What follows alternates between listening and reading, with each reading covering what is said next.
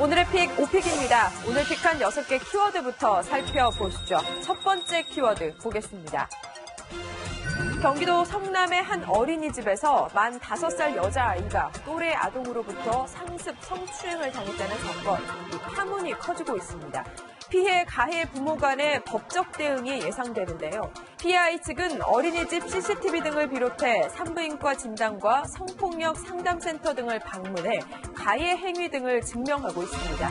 반면 전직 국가대표로 알려진 가해자 부모 측은 사건 내용이 과장됐다며 법적 대응을 시사하고 있습니다. 이런 가운데 피해자 부모 측은 해당 내용에 대한 청원 글을 삭제했습니다.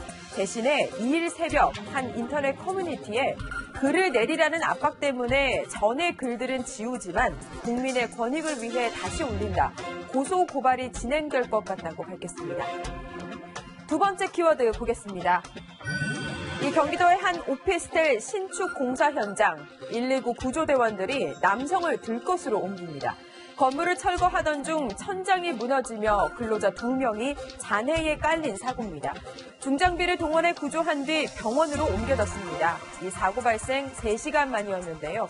2명 모두 다행히 생명에는 지장이 없지만 하반신 마비 증상이 있는 것으로 알려졌습니다. 경찰 안전수칙을 지켰는지 등 사고 경위를 조사하고 있습니다. 세 번째 키워드 보겠습니다. 이 송혜교 씨와 전 국가대표 축구선수 안정환 씨, 그리고 정의선 현대차그룹 수석 부회장까지 이들의 세관 신고서가 유출됐습니다.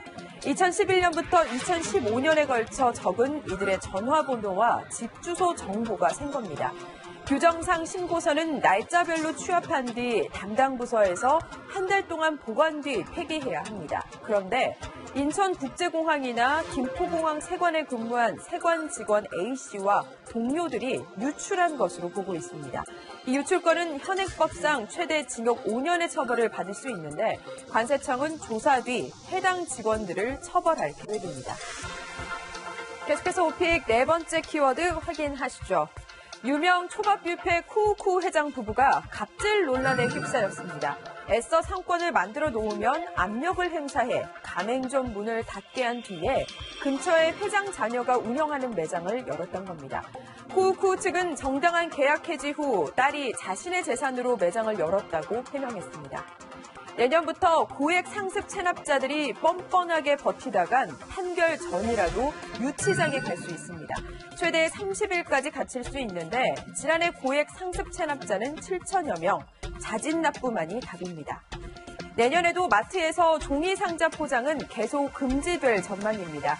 종이 상자가 문제라기보다는 재활용이 안 되는 포장용 테이프와 끈이 남용되는 게 문제인데요. 특히 포장용 테이프를 떼지 않은 종이 상자는 재활용도 어렵습니다.